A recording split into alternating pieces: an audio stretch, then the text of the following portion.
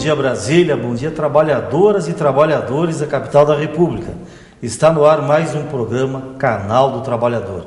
Na última semana, o Sindicato dos Funcionários da SEB, Companhia Energética de Brasília, anunciou uma greve que acabou não acontecendo. Conosco para falar sobre isso, o diretor do Sindicato dos Urbanitários do DF, Jeová Pereira. Bom dia, diretor, bem-vindo. Bom dia, obrigado, agradecer a oportunidade de participar do programa e também aos telespectadores que nos assistem. Jeová, o Canal Trabalhador fica sempre atento a todos os movimentos que envolvam a classe trabalhadora, né? E traz aqui para o debate para esclarecer a população, né? O que houve com essa greve que chegou a ser anunciada e depois não aconteceu? O governo fez alguma proposta interessante, houve um acordo?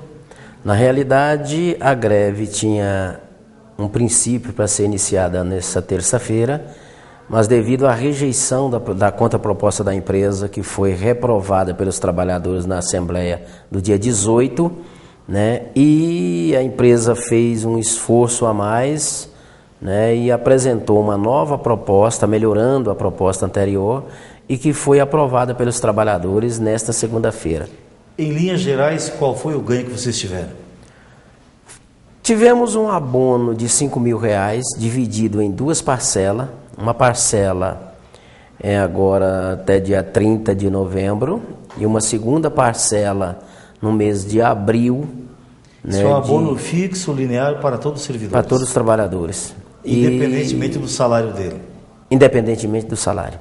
De R$5.000 dividido em duas parcelas de R$2.500. Mas o salário mesmo não chegou a mexer, ou mexeu? Não, no salário mesmo nós tivemos um reajuste, vamos ter, né, um reajuste a partir de 1º de novembro do INPC, mais 1% de ganho real. Que significa mais ou menos quanto? 6%. 6%. Isso. Só negociaram para esse ano, anos futuros não? É só para esse ano, no ano que vem a gente tem nova negociação nesse mesmo período.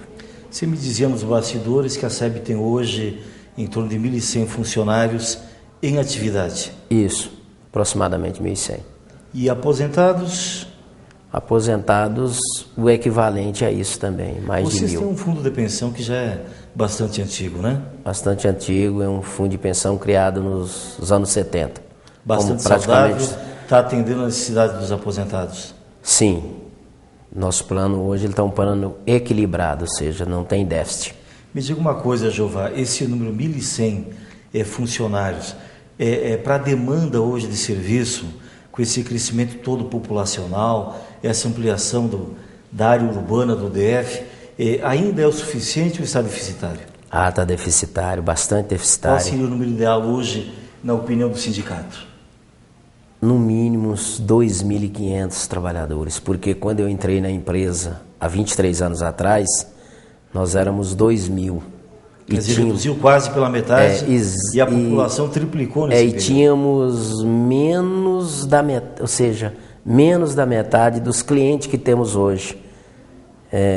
E nós tínhamos o dobro de trabalhadores. Hoje nós temos a metade dos trabalhadores e mais do dobro de clientes. Dentro da atividade fim da SEB, existe alguma mão de obra terceirizada também ou não? Existe ainda uma parcela de terceirizados, mas nós temos um TAC assinado no Ministério Público em 2010, em comum acordo com a empresa, de substituição desses terceirizados até o final de 2015. Todo mundo será contratado? Todo mundo será contratado. Me diga uma coisa, Jeová, o público de casa deve estar se perguntando agora, é uma preocupação que nos assusta, né? Principiou a temporada de chuvas, né? E com as chuvas, inevitavelmente, vem os apagões, né? Eu moro no Lago Norte, bem no início da península, e invariavelmente, quase toda semana, nós temos tido períodos sem energia, né? Nessa semana mesmo, gravando o Pampa Encerrado, no nosso galpão, nós interrompemos a gravação pelo meio.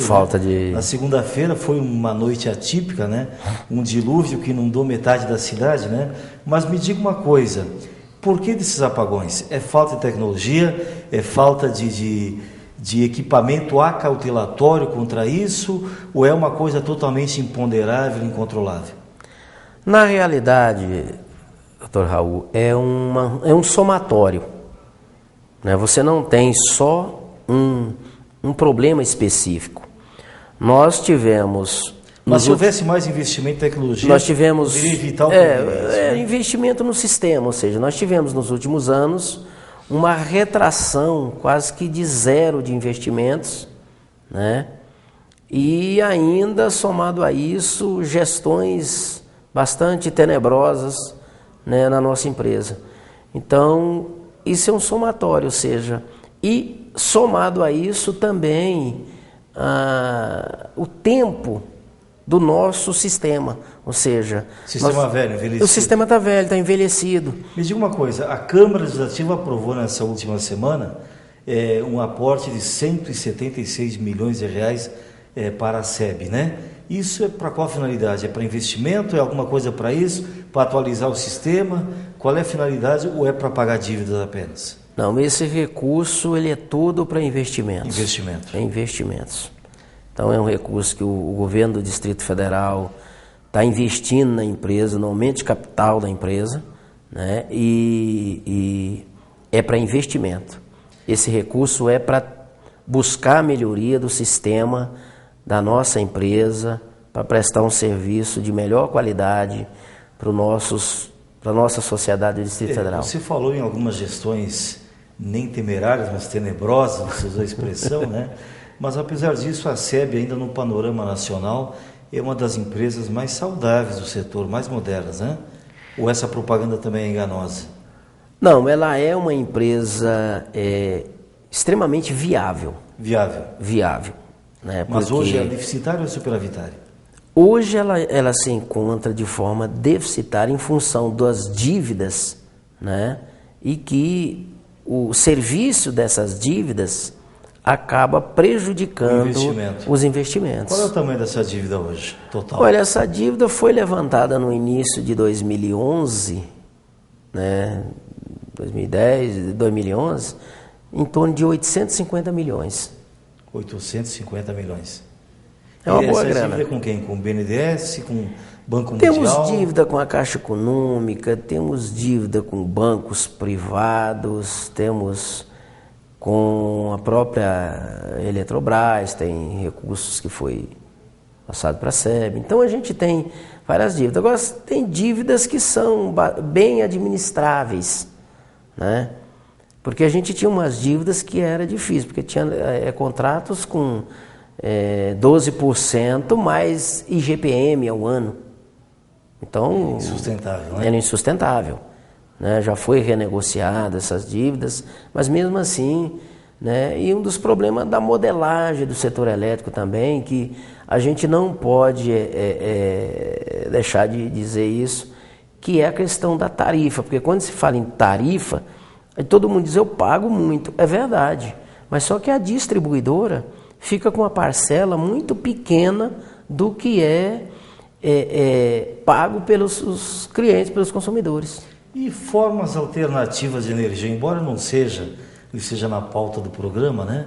Mas formas alternativas como a energia eólica e outras, inclusive menos poluentes e tudo mais, né? Existe um estudo, existe uma possibilidade de uma implantação aqui no DF ou não? Não, o DF ele não tem essa característica muito para, por exemplo, para a eólica. A eólica é bastante estudada, a gente fez seminários, inclusive, sobre a implantação de eólica, mas mais para a região Nordeste, que tem um potencial bastante significativo na questão da eólica, principalmente na região Nordeste. Perfeito. Jeová, uma das lutas do sindicato junto ao Congresso Nacional é pela aprovação das medidas provisórias 577 e 579. O que significa, o que elas estabelecem, essas duas MPs? Na realidade, a gente ganhou o que nós pedíamos e depois que deram, a gente está preocupado. Porque é o seguinte, as MPs foi uma luta para nós do setor elétrico, pedindo a renovação das concessões, né? E a redução da tarifa. Certo. Uma luta do movimento sindical. O governo trouxe a redução da tarifa e trouxe também a renovação das concessões.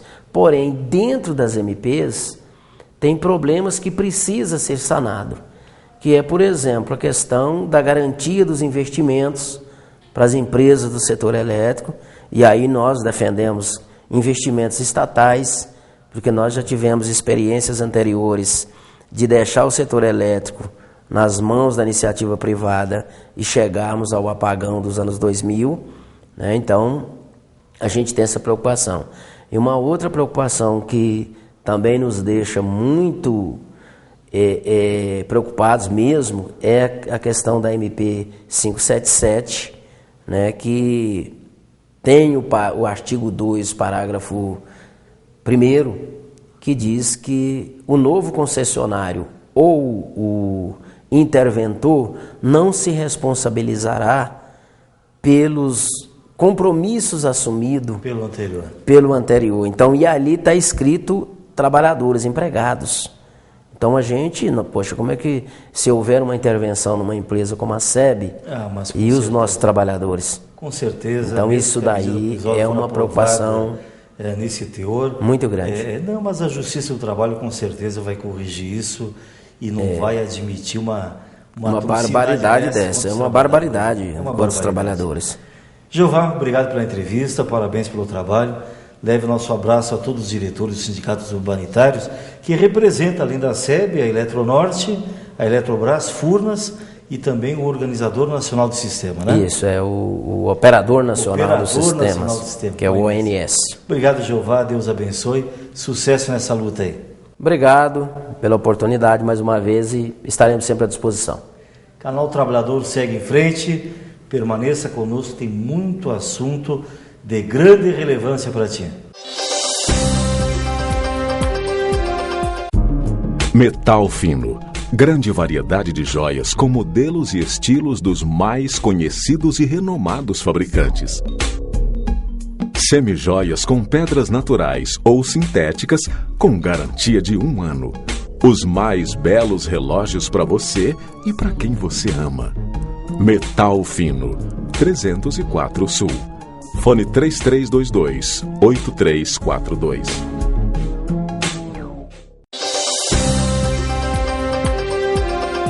Estamos de volta e aqui conosco Nayara Lopes, vice-presidente da FENAMetro. Bom dia, Nayara, seja bem-vinda. Carla, é um prazer estar aqui no canal do Trabalhador. A categoria dos metroviários resolveu, após a votação da Assembleia realizada no finalzinho de outubro, que não haverá paralisação. Após a reunião entre o sindicato e o GDF, apesar de não terem sido atendidas todas as reivindicações da categoria, ficou decidido que a categoria não fará mais greve, diante das promessas que o governo fez em realizar o concurso público, não privatizar o metrô e dentre outras reivindicações. É isso mesmo, Nayara? Conta um pouquinho pra gente como é que está essa luta aí. Exatamente, o concurso público previsto para o metrô DF estava pendente desde 2011, quando estava no acordo coletivo de trabalho, infelizmente não foi cumprido. E a categoria considera esse pleito de extrema importância até na prestação do serviço para a população. Então, hoje em dia, quem pega o metrô sabe da falta de funcionários e do quanto a prestação de serviço tende a melhorar com o concurso público. Não, com certeza, até mesmo porque a dificuldade até de quem está pegando o metrô é muito grande, né? Porque precisa do apoio de vocês e não tem. Quantos mais ou menos? Como é que está o quadro de funcionários? O quadro atualmente está muito deficitário, está com 1.100 funcionários em média e nos últimos tempos teve extensão do horário de funcionamento do metrô, abertura de novas estações. Então, o metrô ele está numa expansão que vem no movimento retrocesso com relação às condições de trabalho e dos empregados. Então, existe um movimento no sentido de propor um ponto de equilíbrio nisso, tanto para os empregados quanto para a população, para que todos tenham transporte realmente eficiente para o metrô de Brasília, que a população realmente merece. E com relação à gestão dos funcionários, por exemplo, em relação ao metrô, em relação à iniciativa privada, como é que está funcionando? Inicialmente, em 2008, teve um projeto de parceria público-privada, um estudo que foi aberto e que ele teve o parecer de indeferido pela Codeplan. E posteriormente, em 2010, foi reaberto um outro estudo e que a categoria enxerga como extremamente prejudicial aos direitos dos trabalhadores, visto que esses projetos de parceria público-privada já vêm sendo implementados em outros metrôs do país e têm retrocedido muito nas conquistas dos trabalhadores e não tem causado benefícios para a população. Ao invés de estar melhorando, né, está piorando a situação de vocês, né? Exato. Além da questão da gestão do metrô da iniciativa privada, quais são as demais reivindicações da categoria? A categoria vem com reivindicações no sentido de, também nos processos administrativos, estão bastante problemáticos. A relação com o metrô precisa ser melhorado, alguns processos administrativos vêm sendo conduzidos de uma forma que não está adequada, observando todo o regramento do ordenamento jurídico. Então, com relação a isso, a categoria também pleiteou nesse movimento paredista, que foi indicado, que esses processos administrativos reservem o direito ao contraditório, à ampla defesa e também cláusulas do acordo coletivo de trabalho que não vêm sendo cumpridos na íntegra. E essas reivindicações que vocês estão pleiteando, como é que está o acordo de vocês com o GDF? Vocês, porque assim, tem aquele certo receio, né, pelo fato de não ter sido atendido algumas reivindicações, a questão do concurso público que vocês estão esperando desde 2011, né? Exato. Então vocês ainda estão com o pé atrás. Qual é a visão de vocês em relação aos pleitos com o acordo do GDF, daqui para frente? A categoria continua mobilizada e pede o apoio da população também, porque a maioria, quem vai ser beneficiado de fato será a população com as melhorias. E caso não seja feito nada, vocês vão entrar em greve? Ou não vão entrar? A categoria é muito responsável. A gente sabe que o sistema de transporte público no Distrito Federal, ele tem que ter responsabilidade, então usa o movimento de greve como último recurso. Agora, a categoria continua mobilizada no sentido de ter os seus pleitos atendidos conforme o compromisso de governo e espera que seja efetivado esse compromisso. Até mesmo porque a greve é o grito de socorro, né? Só acontece quando realmente não está havendo nada, nenhuma negociação ou as promessas não são atendidas, né? Exatamente. É uma categoria que preza muito pelo diálogo, muito pela conversa, muito pelo acordo, pela boa vontade, e o governo e o metrô tendo boa vontade e compromisso com a categoria também vai responder no sentido de preservar o bom andamento das atividades de transporte no DF. Até mesmo porque o GDF ele está querendo, claro, ajudar toda a população, os cidadãos em relação à ampliação do metrô, né? Porque eu já ouvi dizer que estão querendo ampliar uma parte para a Asa Norte e Ceilândia e Samambaia, se eu não me engano, até a Copa de 2014. Não sei se vai chegar até lá, né? Mas só que todo mundo espera que chegue, né? E como é que está sendo a visão de vocês em relação a isso? Olha, torcemos para que realmente se efetive essas promessas de ampliação do metrô, dos 6 quilômetros de estação que estão previstos aí, o aumento do número de trens, o aumento do número de usuários que pegam o transporte e melhorias. Aumentando o número, vai aumentar realmente o número de usuários, né? Exato. Até mesmo porque nós, trabalhadores, só usamos mesmo os nossos carros, pela falta por exemplo, do metrô, de ônibus e tudo que seja adequado aos cidadãos, né? Porque a dificuldade é muito grande. O trânsito está aumentando cada vez mais. Então nós precisamos sim, né? Exatamente. Brasília virou um grande centro urbano. Hoje em dia você compra um carro e não consegue transitar nas ruas de Brasília. Então o governo, a população, a sociedade civil como um todo já está chegando à conclusão de que realmente é necessário investimento em transporte coletivo, de massa, não poluente, de trilhos, enfim, um transporte coletivo de qualidade público no Distrito Federal. E que vai ajudar todo mundo, né? Que vai ajudar todo mundo, sim. Nayara, muito obrigada, tá? Eu espero que as reivindicações de vocês sejam atendidas. GDF nos ajude a todos, porque a dificuldade é grande, né? Exatamente. Um prazer aqui falar com o Canal do Trabalhador. Você, Carla, obrigada pela oportunidade e um ótimo dia a todos. O Canal do Trabalhador que agradece. E nós vamos a mais um breve intervalo e voltamos já já.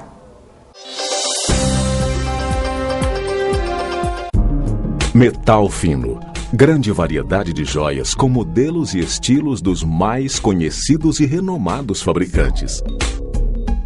Semijoias com pedras naturais ou sintéticas com garantia de 1 ano. Os mais belos relógios para você e para quem você ama. Metal Fino, 304 Sul. Fone 3322-8342.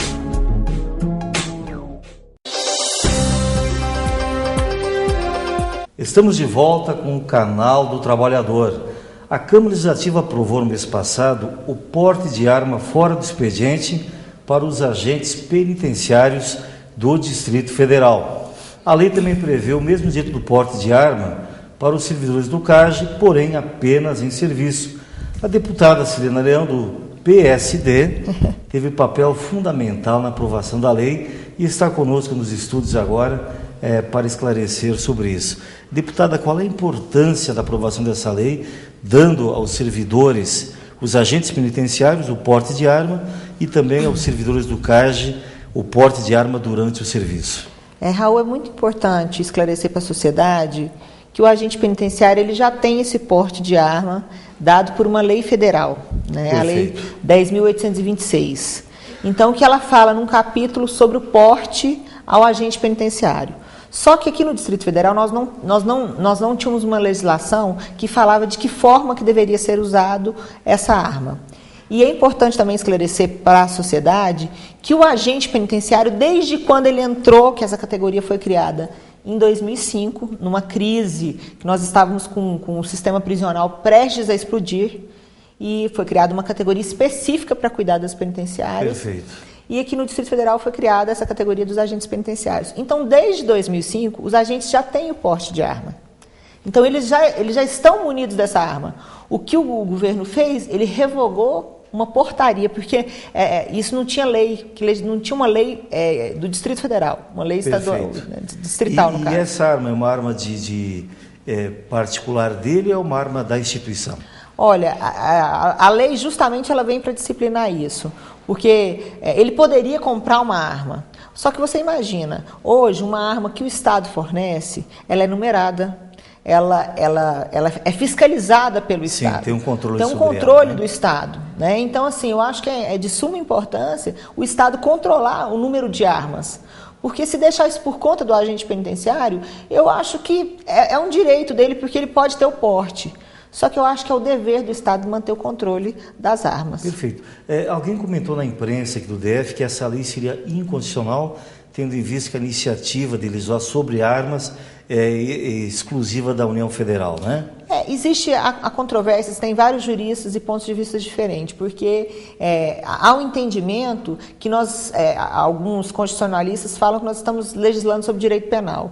E não é verdade, porque nós não estamos dando porte para o agente. Quem deu o porte foi a Lei Federal, a Lei 10.826, que já deu o porte. Então, nós estamos regulamentando uma lei federal, que aí é direito penitenciário, direito administrativo, né? Então, eu acho que, com certeza, o Ministério Público já se posicionou, falou que ele vai entrar pedindo, né, a ruína e inconstitucionalidade da lei, e eu acho que o Judiciário está aí para realmente falar. Né? E, paralelamente a isso, o Senado está dando uma definição, uma redação exclusiva aos agentes penitenciários, que eu acredito também que até o meio do ano que vem pode estar sendo votado. O que é importante, Raul, falar, hoje eu estava vendo uma matéria pela manhã na televisão, só em São Paulo, essa semana, morreram 3 agentes penitenciários. Quem está desarmado é a polícia e o bandido está armado. Uhum. Entendeu? E me diga uma coisa, quanto aos servidores do CAGE, né? O direito é apenas durante o serviço.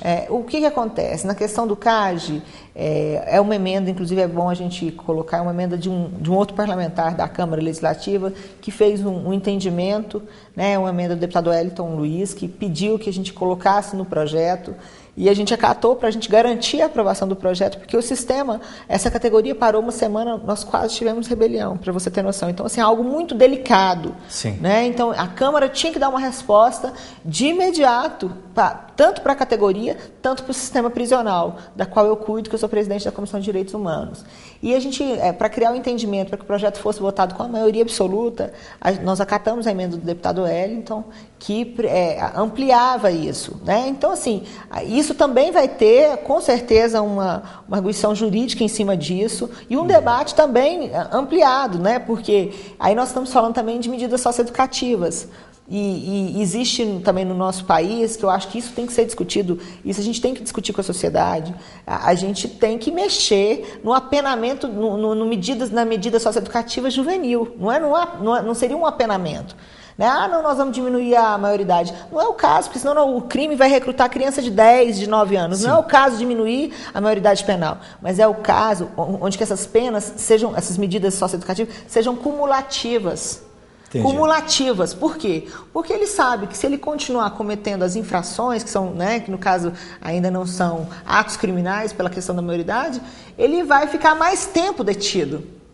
Né? E como eles se programam. Então, assim, isso causa um sentimento de impunidade. E é isso que a sociedade não aguenta mais. Esse sentimento de impunidade. Então, isso é algo que a gente tem que discutir. Eu sou presidente da Comissão de Direitos Humanos e não acho que é falta de humanidade a gente discutir isso. Porque a sociedade hoje está refém do jovem, que é inimputável, né? E que ele comete todos esses crimes porque ele sabe que ele está amparado pela lei.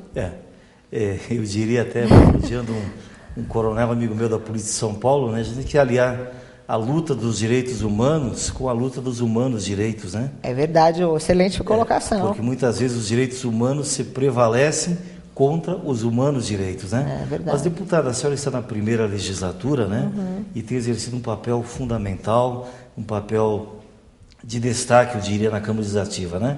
Quais são as suas principais propostas, suas principais preocupações, suas principais bandeiras desse mandato? Olha, eu acho que o eleitor hoje ele tem algumas preocupações que a gente tem tentado realmente defender os interesses da população. A primeira delas, Raul, é a questão da fiscalização. O eleitor ele não elege um parlamentar para que o parlamentar não fiscalize o orçamento público. Né? Então, eu acho que essa atuação nossa de fiscalizar, de chamar a atenção, de reclamar quando tem que reclamar, isso é uma coisa que o eleitor quer, porque ele se sente representado. E o eleitor, ele sabe que ele contribui, então é o nosso, esse dinheiro é nosso. Né? Eu quero dinheiro na saúde, eu quero dinheiro na educação, então acho que uma das nossas grandes bandeiras, que é a parte da fiscalização. Mas eu entendo também que nós temos a questão dos próprios direitos humanos. Nós estamos fazendo uma revolução meio que silenciosa também dentro do sistema prisional, tentando ajudar, que é a minha Comissão de Direitos Humanos, né, tentando colocar essa mão de obra que quer trabalhar e que está dentro do sistema prisional para trabalhar na condição de trabalho, né? E aí isso não é nada sozinho, é um trabalho integrado nosso, da comissão, dos diretores dos presídios, da subsecretaria, do juiz da AVEP, então tentando deixar uma pegada realmente de trabalho, né? E a gente vê nos Estados Unidos, em outros países, né, bem mais desenvolvidos, o sistema prisional, as pessoas trabalham e eles querem trabalhar. Hoje nós não temos condição logística e nem projetos suficientes para botar essa mão de obra para trabalhar. É bom para todo mundo. Eu acho que essa é a segunda atuação. E a gente tem feito também algumas legislações que eu acho que vêm de encontro com o que a sociedade quer. O eleitor, o cidadão, ele quer saber o seguinte, ele quer a preservação também do bolso dele. Quem que aguenta mais aumento de imposto? Quem que aguenta mais as coisas não acontecerem, a saúde não dar certo, a burocracia do nosso Estado? Quem que aguenta tanta burocracia? Então, eu acho que o papel nosso é também desburocratizar um pouco o Estado, ajudar que a máquina funcione, fiscalizar. A senhora tem uns projetos bem interessantes aqui. Um deles estabelece, dá competência ao DETRAN também, para realizar a vistoria de veículos de outros estados, que hoje é feita pela Polícia Civil, né? Qual é a importância desse projeto? Olha, Raul, esse projeto foi tão importante, foi tão decisivo, que na semana passada nós recebemos, é um projeto que nós temos uma bancada da Polícia Civil na Câmara e que há uma divergência porque eles acreditam que há uma perda de competência da Polícia Civil. Só que é importante deixar claro que o Distrito Federal é o único estado da federação onde que isso está agregado à Polícia Civil. O Código de Trânsito brasileiro, ele já define que é uma lei maior, já define que quem tem que fazer a vistoria são os órgãos de trânsito. Exato. Então, no caso do Distrito Federal, inclusive, nós estamos num descumprimento de uma lei federal. E você imagina, e esse projeto, o ano passado, quando a gente protocolou, já era uma demanda do sindicato dos despachantes, porque já tinha, é um ponto só, é aquele negócio de você chegar, aquela fila enorme, então é algo muito moroso. Quando nós protocolamos no ano passado, você imagina com 60 dias de greve da Polícia Civil, você sabe quantos carros nós ficamos parados na fila? Deixando de ser vistoriados? 7 mil carros. Isso de IPTU daria quase 4 milhões de reais, daria para comprar 300 viaturas para equipar a polícia. Esse dinheiro, se esse projeto não fosse votado e nem resolvido o problema, esse dinheiro nós iríamos perder esse recurso para outros estados. Então, o que nós fizemos? Nós fizemos uma gestão forte na semana passada, e aí eu sou muito justa, né? Todo mundo sabe dos meus embates com o governo, e o governo nos atendeu e fez por decreto na segunda-feira. O Detran, então, já faz as vistorias? Faz a vistoria. Na segunda-feira, o governador publicou um decreto no Diário Oficial. É uma demanda que nós pedimos, eu levei para o plenário. O nosso projeto vai ser aprovado, inclusive. Isso não prejudica a tramitação, até para que não venha um outro governo. Não, vamos delegar isso novamente para que fique algo institucional. Por força do decreto, né? Por força do decreto, né? E a gente entende que isso é representatividade. Você foi lá, representou a população que está com 7 mil carros parados. Começou, inclusive, Raul, a diminuir, a deflacionar o preço do carro. Um carro que custava 5 mil, está custando 4 aqui no Distrito Federal, porque se vier de outro estado. Pela burocracia. Pela burocracia. Né? Então, e aí a gente tem até que elogiar, né? O governador nos atendeu, mas não atendeu o deputado Acelino, atendeu a sociedade. Eu queria abordar outro ponto, deputado. Um projeto seu também, doação de sangue do cordão umbilical para tratamento de doenças como a leucemia. Olha, esse projeto é um projeto muito importante, porque só quando a gente conhece esse tema bem de perto que a gente vê o drama dessas pessoas. A gente tem um paradigma, um preconceito. Como é que eu faço essa doação? Essa doação de sangue de leucemia, ela é tão simples de fazer. Você vai no hemocentro e você tira uma seringa de sangue. Uhum. As pessoas acham assim, não, eu já vou fazer, eu vou passar por algum procedimento. E a cada 1 milhão de pessoas tem um compatível. Então, assim, eu fui procurada por um grupo, né, um jovem, inclusive, que tenha o problema e que não tem ninguém compatível na família dele. Então, que ele tem feito campanhas para que as pessoas possam doar, para que as famílias possam doar. Isso é uma política mundial. O futuro, com certeza, vai ser na genética, na questão do cordão umbilical. É a ciência do futuro. É a ciência do futuro. Então, nós já estamos garantindo um banco de genes aqui no Distrito Federal, que ao nascer as crianças sejam automaticamente retiradas. Isso seria congelado? Congelado, o Estado congela, guarda, e isso pode servir para tanta coisa. Num primeiro momento, para um tratamento de medula óssea na nossa cidade, virando referência nacional, né? E no futuro, aí eu acho que mais ainda, né? Então eu acho que o projeto ele vem atender não só uma demanda, mas para quem conhece o drama dessas pessoas, é muito impactante, Raul. Inclusive, nós estamos doando, a gente está fazendo campanha no Facebook para todo mundo, vou fazer o apelo aí para quem está em casa, doar. Você imagina, você poder salvar uma vida. Se no caso for compatível, você depois passa por um procedimento também bem simples, retira um pouquinho da questão da medula, que em 10 dias ela se reconstitui. Se valer a pena, né, eu acho que vale a pena para todo mundo ajudar alguém. Com certeza. Deputada Acelino, obrigado pela entrevista. Obrigada, Parabéns Raul. Pelo seu trabalho. Obrigada, Raul. A gente que agradece.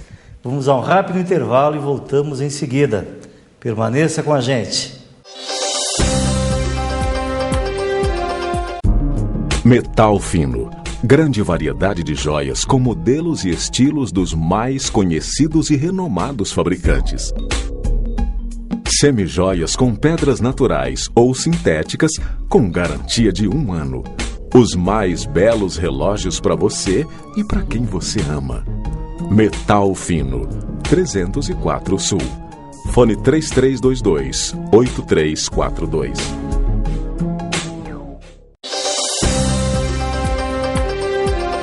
Canal do Trabalhador, Saia do Vermelho, com o professor Roberto. Bom dia, professor, bem-vindo mais uma vez. Bom dia, doutor. Pergunta hoje é do Robson Ximenes, da Zanorte.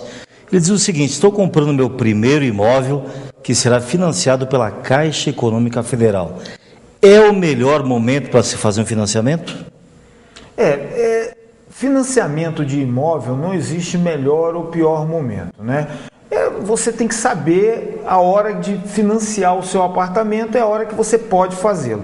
Mas agora, nesse exato momento, nós temos uma peculiaridade bastante interessante no mercado. É mesmo? Qual seria? As taxas de juros estão caindo, não é isso? E as taxas de juros caindo, torna-se mais atrativo, né? Você adquirir um financiamento de imóvel, que é um financiamento longo, normalmente feito em 30 anos, não é isso?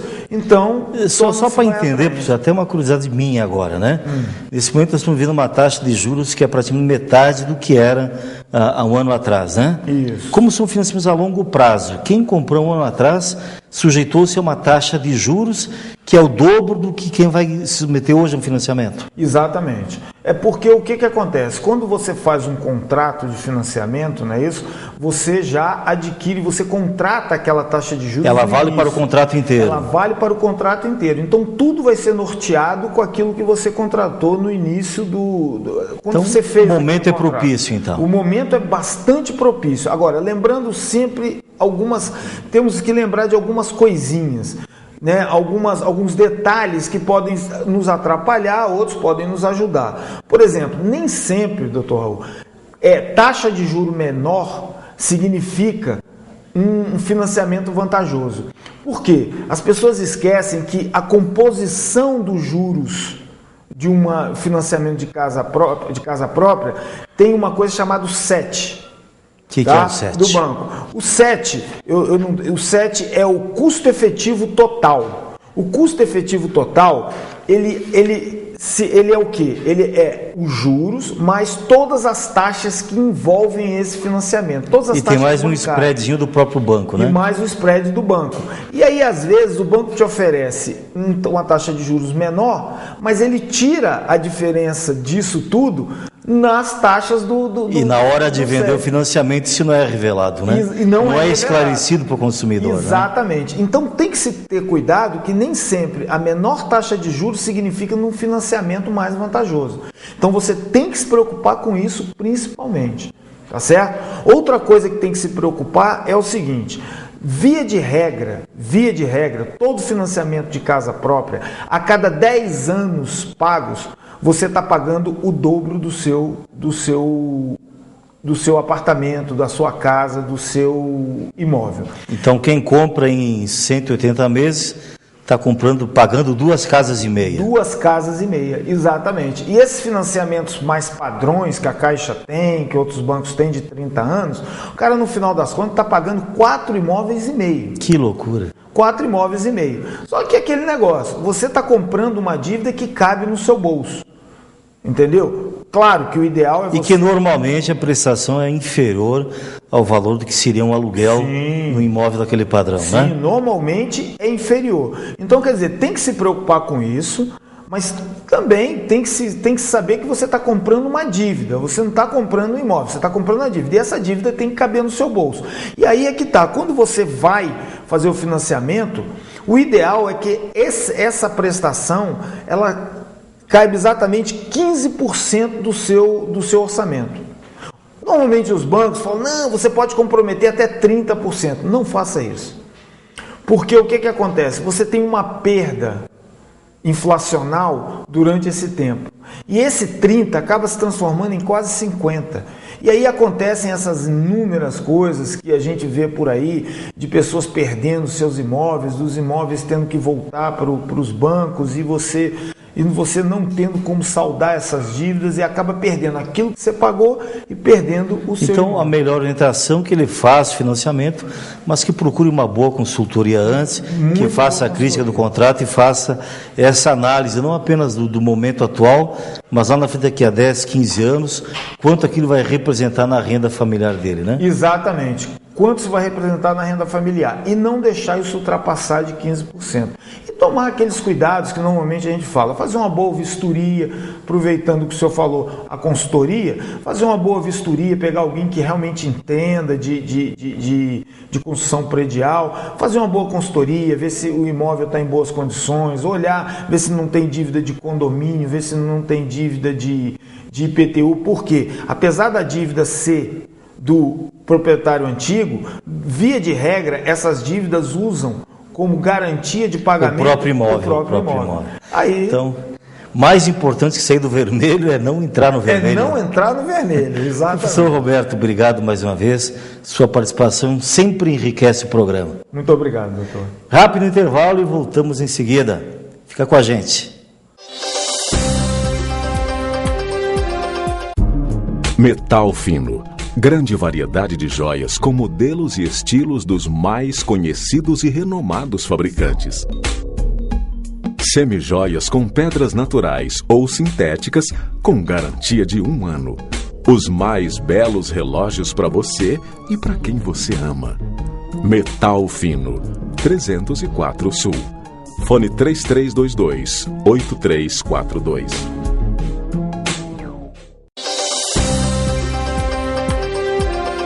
Estamos de volta e agora com o deputado Agaciel Maia, servidor de carreira do Senado há 35 anos e foi diretor-geral do Senado há 14 anos. Atualmente preside a Comissão de Economia e Finanças. É isso mesmo, deputado? Sou presidente da Comissão de Economia, Orçamento e Finanças da Câmara Legislativa. Exatamente. O projeto de autoria do deputado estabelece que os editais de licitação para contratar as empresas para fornecimento de bens ou para a prestação de serviços de GDF deverão possuir cláusulas exigindo dos licitantes que no mínimo 3% dos seus funcionários sejam apenados em condições de exercer trabalho externo ou egressos de sistemas penitenciários. A proposta deverá beneficiar cerca de 7 mil detentos que hoje vivem em regime semiaberto no DF. É isso mesmo, deputado? Na realidade já é uma lei, né? Foi sancionada pelo governador Agnello, porque nós temos hoje 12 mil detentos no sistema da Papuda, em sistema fechado. E temos 7 mil no semiaberto, que é a exigência da lei quando se cumpre determinado período daquela pena recebida. O que essa lei agora visa é dar uma oportunidade de reintegrar essas pessoas que já cumpriram a sua pena na sociedade, porque estudos demonstram que de 10 detentos que saem, que conseguem trabalho, apenas um volta a cometer crime. E quando eles não conseguem emprego, é o contrário, de 10, 8 voltam a cometer crime e voltam para o sistema penitenciário. Então essa lei visa exatamente isso, dar uma oportunidade a quem já cumpriu sua pena e ser novamente inserido na sociedade. É onde o senhor está fazendo seu papel, né? Porque no Senado o senhor deu oportunidade de trabalho aos detentos, né? E vem trazendo até hoje, né? Nós fizemos um programa que eu considero isso 2 pontas. A primeira é atacar a causa da criminalidade. A causa da criminalidade é exatamente dar oportunidade ao menor aprendiz. O garoto de 16 a 18 anos, ele tem que, no horário que ele estuda, no inverso, ele tem que aprender uma profissão. Então, se ele estuda pela manhã, à tarde ele vai aprender uma profissão. Se ele estuda à tarde, de manhã ele vai aprender uma profissão. O que nós fizemos essa experiência lá no Senado, na gráfica do Senado, foi o garoto estudava num horário e no outro ele aprendia a profissão de gráfico. Ele tem que ocupar, né, o tempo dele, exatamente, né, coisas úteis, né? Hoje a maioria desses profissionais, desses garotos, que sempre falaram, olha, doutor Agaciel, vocês nos deram a oportunidade de virar um cidadão. Porque geralmente esses garotos têm a mão estendida, seja do tráfico, seja da criminalidade. São desprezados pela população quando sai de uma detenção, né? Exatamente. Né? E o que acontece? Você dando oportunidade ao garoto, ele vira um profissional. Nós sabemos que o homem amadurece bem depois da mulher. O cara com 16 anos, o homem é um menino, a mulher já é uma mulher já é formada, já tem toda uma estrutura psicológica. O homem é diferente. Então, meus projetos buscam 2 segmentos. Primeiro, dar oportunidade ao garoto. Hoje nós temos 129 mil jovens que estudam na escola pública num horário e no outro fica na rua, na praça, para ser vitrine para droga, para ser vitrine para o tráfico. Então, esse projeto corrige. O governador Agnello já assumiu o compromisso de começar a colocar os menores aprendizes na SEB. E esse projeto, que hoje é lei, é de dizer o seguinte, o que nós não conseguimos evitar e que se transformaram, cometeram o crime e foram para a cadeia, para o sistema penitenciário, e agora já cumpriram a pena e volta para a sociedade, essa lei permite que 3% de todos os serviços terceirizados aproveitem essas pessoas, exatamente para que elas não venham cometer crime novamente. Você previne ao colocar o garoto para aprender uma profissão, porque geralmente o garoto chega com 18 anos, bate as portas do comércio ou da indústria, e aí diz, cadê a experiência? Não tem experiência. E quando ele passa pela formação profissional, a qualificação profissional, ele não tem que perguntar sobre, ele já é um profissional. Quando ele chega com 18 anos, já é um profissional pronto para ser inserido no mercado. Não, com certeza. Nós sabemos que o senhor tem uma bandeira muito grande, principalmente em relação aos servidores públicos, né? Por essas iniciativas e por outras, né? Conte um pouquinho para a gente também dos projetos que estão vindo aí. Na realidade, eu sempre trabalhei, que eu costumo dizer que eu sou servidor público, estou deputado distrital, né?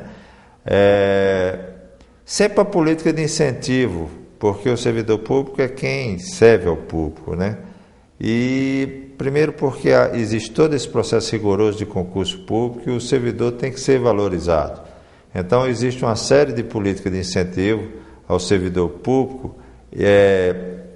Realizei essa experiência no Senado, com planos de carreira bem-sucedidos, e estou trazendo a minha experiência de 35 anos do Senado para o governo do Distrito Federal, através de indicações e matérias que são de competência do governador, ou através de projetos de lei que são iniciativa dos próprios deputados. E também tem agora o projeto do estágio aberto, né, para os estudantes do nível médio e superior na Câmara Legislativa, né? Nós criamos o estágio universitário no Senado, foi bem sucedido, inclusive a experiência do Senado gerou a criação da lei dos estágios, tá certo? E agora, como deputado distrital, eu apresentei uma proposta e a mesa da Câmara aprovou, que é criando o estágio não só universitário, mas também de segundo grau na Câmara. Então hoje a Câmara Legislativa também passou a ter estágio universitário e estágio de segundo grau, também por uma iniciativa minha.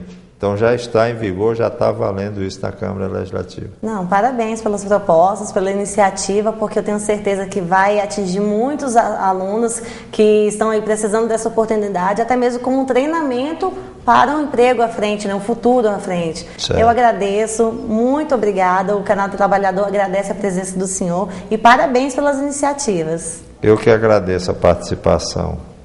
E estou à disposição para qualquer esclarecimento que se fizer necessário. Muito obrigada. E o Canal do Trabalhador vai mais um breve intervalo e volta já já.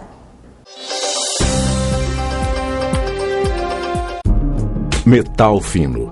Grande variedade de joias com modelos e estilos dos mais conhecidos e renomados fabricantes.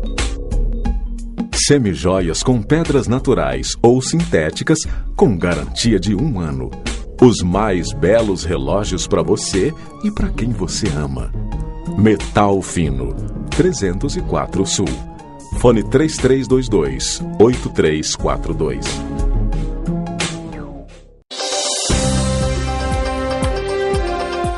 Canal do Trabalhador está de volta e conosco o secretário de Ciência e Tecnologia, professor Glauco Rojas. Eu sempre erro essa pronúncia aqui. No último mês de setembro, o governador Agnello fez uma mudança nas secretarias e vários secretários mudaram de posto. Houve uma dança de cadeiras, né? E o secretário Glauco, que já esteve aqui na Comissão de Secretário do Trabalho, vem hoje como secretário de Ciência e Tecnologia. Bom dia, secretário, bem-vindo. Bom dia, Raul. Mais uma vez, um prazer enorme voltar a este programa e poder participar aqui com você dessa conversa. O senhor sucedeu o deputado Cristiano Araújo na secretaria, né? Com essa mudança que ocorreu em setembro, houve mudança nas prioridades, houve mudança na estratégia da secretaria ou permanecem os mesmos planos? Na verdade, mais do que eventuais mudanças na estratégia da secretaria, existe uma determinação do governador muito firme no sentido de transformar a tecnologia, a indústria do conhecimento, a economia criativa na nova matriz econômica da cidade. Há muito tempo se discute qual é a vocação de Brasília. Há muito tempo se discute que o serviço público já não dá mais conta de dar vazão ao tanto de pessoas, de jovens, de pessoas que ingressam no mercado, e sempre se pergunta, sempre existe aquele debate: Brasília não tem indústria, não tem fábrica, o que vai acontecer? Bom, este governo tem uma determinação de transformar a indústria limpa, a indústria do conhecimento, na nova matriz econômica. E para essa tarefa, o governador me escalou. Perfeito. E o que já está sendo feito que pode ser concretizado ainda dentro do mandato? Bom, o primeiro grande projeto que é estruturante para que isso aconteça, para que Brasília seja um referencial na área de tecnologia, é o Parque Tecnológico Capital Digital, que se arrasta há muito tempo, mas que agora tem... É o terceiro ou quarto governo, né? Sim, mas agora existe um empenho e um esforço do conjunto do governo, e aí não é só da Secretaria de Ciência, Tecnologia e Inovação. A TerraCap, que é a gestora desse projeto, com o apoio da Secretaria de Ciência e Tecnologia, com o apoio de todo o governo, com uma determinação que é um projeto prioritário do governo. E aí não é da nossa pasta. A nossa pasta passa a ser... a executora. A executora, partícipe, colaboradora, mas de uma vontade política de transformar a indústria limpa a indústria do conhecimento no vetor econômico da cidade. Eu queria que o senhor esclarecesse, secretário, porque a cidade digital, esse parque tecnológico, né, vem ainda do governo Roriz, me parece, e a coisa não vem acontecendo, né? O que é exatamente a cidade digital? Qual é a previsão de quantas empresas, que tipo de produtos serão produzidos, quantos empregos isso vai gerar? Olha, primeiro é importante estabelecer uma diferença entre as outras iniciativas de desenvolvimento econômico que até então o DF teve e o Parque Tecnológico. Não se trata de dar lotes para algum setor que amanhã ou depois a própria especulação imobiliária trata de descaracterizar a função original daquilo ali. Não faltam exemplos no DF de polos que foram pensados para desenvolver determinado setor econômico e, com o tempo, a especulação imobiliária valorizou o imóvel e o proprietário vendeu e completamente descaracterizado vários e vários espaços. Esse não. Por quê? Ele é um polo de terceira geração. O que é isso? É um espaço pensado para as pessoas morarem, se divertirem e trabalharem no mesmo lugar. E o desenho desse projeto é um desenho diferente, porque vai se assemelhar muito a um shopping center, onde quem ganhar a licitação vai ter a tarefa de administrar todo o conjunto do parque, o complexo todo, dentro de linhas pré-estabelecidas pelo governo. E essa licitação deverá ocorrer quando? Olha, é prevista ainda para esse ano. Existe uma expectativa de todo o setor ainda para esse ano. Perfeito. Então vai ser licitado o complexo todo. Sim. E essa gestora depois que vai prospectar as empresas que se instalarão ali. Perfeito. E aí o governo vai, obviamente, dar a infraestrutura para que o parque funcione da melhor maneira possível e todo o conjunto de governo vai estar... Só para a gente entender, para fazer um comparativo, seria mais ou menos como funciona o Pontão hoje no Lago Sul. Houve uma licitação, a Ensa venceu, ela construiu aquele condomínio de bares, restaurantes, áreas de lazer, e ela administra, gera aquilo. É mais ou menos isso. Perfeito. Grosso modo, é um bom exemplo. Grosso modo, é um bom exemplo. Lembrando que dentre as definições da vencedora, em contrato, vai estar a não descaracterização do espaço como um espaço de fomento à indústria de tecnologia e informação e comunicação. Perfeito. A resposta foi um pouco complexa, né? E ficou faltando qual é a expectativa de número de empresas e o que mais interessa para o trabalhador, sobretudo aquele que está na fila ou no seguro-desemprego, né? Qual é o número de empregos que se pretende gerar nesse complexo? Raul, hoje o setor movimenta 3,5% do PIB de Brasília. O setor de tecnologia da informação e comunicação. Só no ano de 2011 foram 11 bilhões de dólares que esse setor movimentou aqui na cidade. São mais de 30 mil empregos. Então, hoje, esse setor já corresponde à mesma pujança do setor de construção civil. Hoje, imagina no momento que Brasília passa a ser referência nessa área. A expectativa do setor é crescer... Né? crescer mais de 7% com a instalação do parque tecnológico. E aí nós estamos falando de empregos, também empregos de suporte, também empregos para viabilizar a estrutura e funcionamento do parque, mas nós estamos falando empregos de ponta, empregos com perspectiva de altos salários e perspectiva de crescimento profissional, sobretudo para os jovens, altamente qualificada. E nós temos hoje condições de capacitar essa mão de obra toda? Olha, existem boas iniciativas em Brasília, a UNB tem bons cursos na área tecnológica, outras universidades também têm. O governo também vai fazer todo o esforço e aí vamos inclusive trabalhar por demanda, ou seja, uma vez que uma empresa manifeste o interesse de vir para a cidade, nós vamos estimar a demanda e o Estado vai jogar esse papel de formar essas pessoas para que quando a fábrica ou a indústria ou a empresa esteja a ponto de contratar, nós consigamos pegar jovens da cidade, qualificá-los a tempo deles serem selecionados para essas vagas. Perfeito. Secretário, mudando um pouco o foco agora, a internet sem fio pública. Como é que está esse projeto?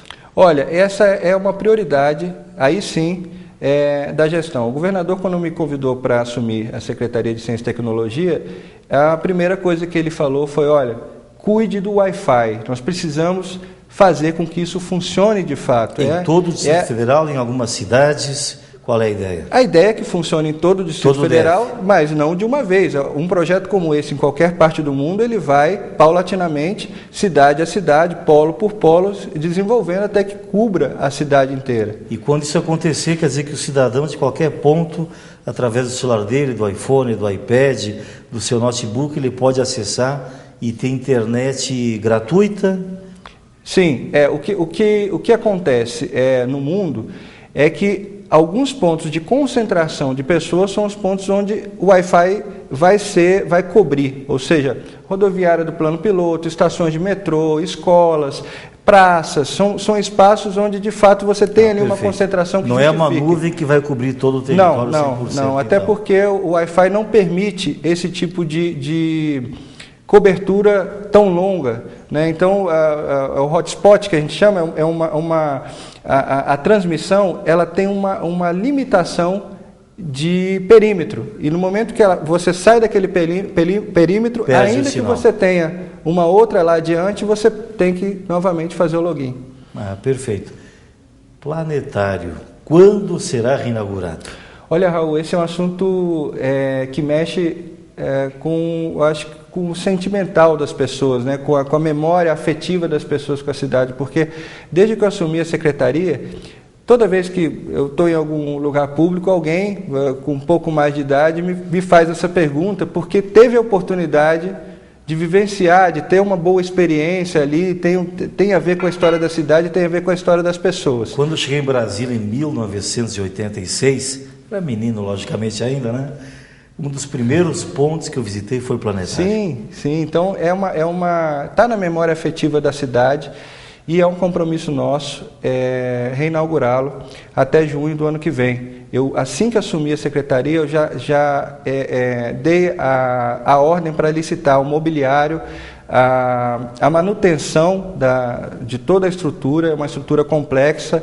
A parte física, a obra deve ser entregue agora até o final do mês de novembro, e todas as providências para licitação de tudo que faltava já foi startada, já demos início.